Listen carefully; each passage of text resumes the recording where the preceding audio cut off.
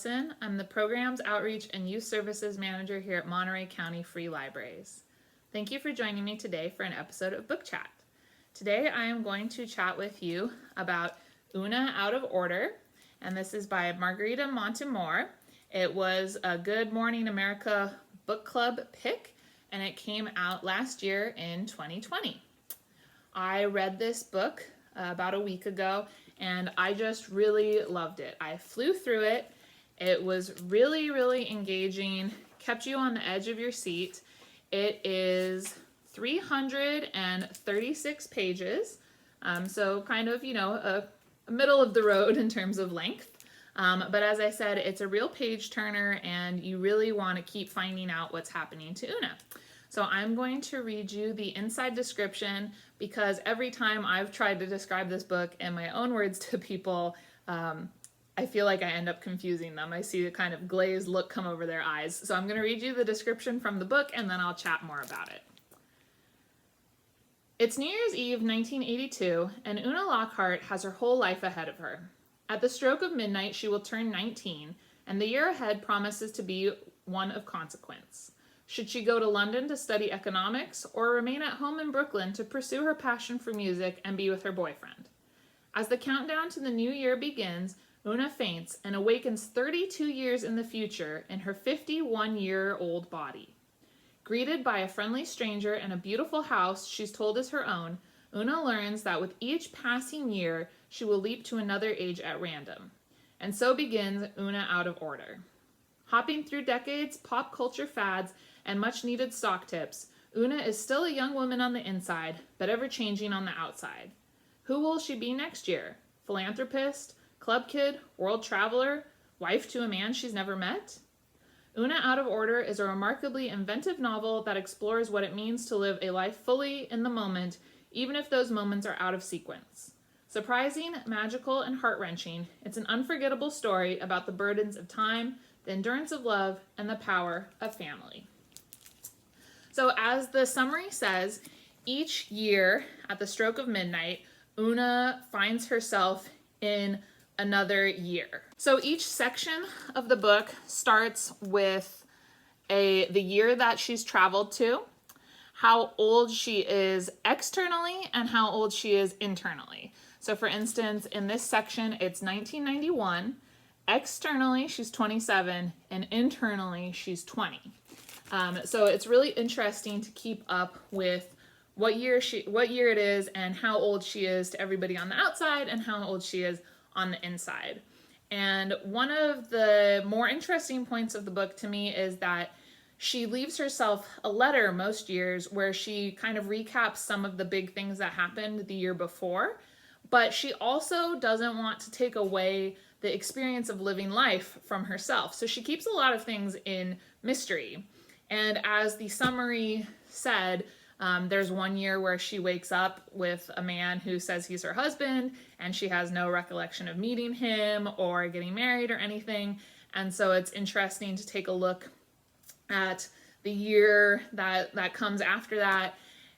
She only has told her mother and her assistant Kenzie about her time traveling abilities, which are out of her control. So everybody else in her life doesn't know what's happening, and she's told some people that she has memory issues, other people she doesn't give any explanation to.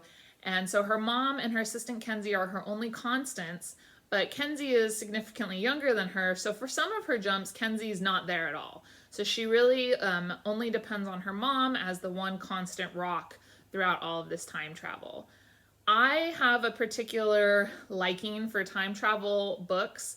I kind of have a fixation with time, and so I just find it this concept was really interesting and really appealed to me. What if you were living your life out of order, and there were things that you already knew were going to happen but hadn't happened yet?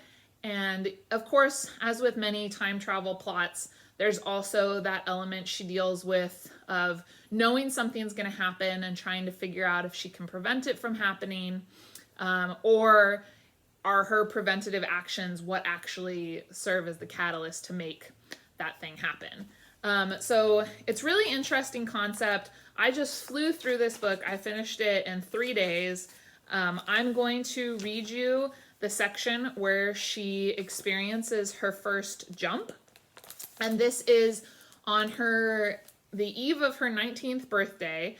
So at midnight, she will be turning 19, and it will be the start of a new year.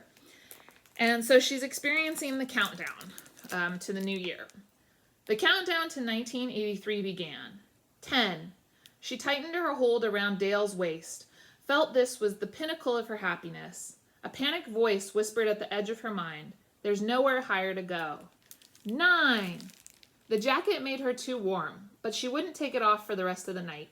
She also wouldn't tell Dale it wasn't his jacket's heft that made her feel safe, as much as wearing something that belonged to him. Any talisman could have guarded her, a class ring, an old t-shirt, a ratty shoelace, as long as it was his. 8. Unfortunately, there were some things her leather armor wouldn't protect her from. 7. The tremor intensified up Oona's legs, to the base of her spine, an unseen force that threatened to turn her body into a metronome, setting a new rhythm for her life. 6. She tried to ignore it. 5. Perspiration trickled down her temples as she counted down the last seconds of 1982 in her own 18th year. 4.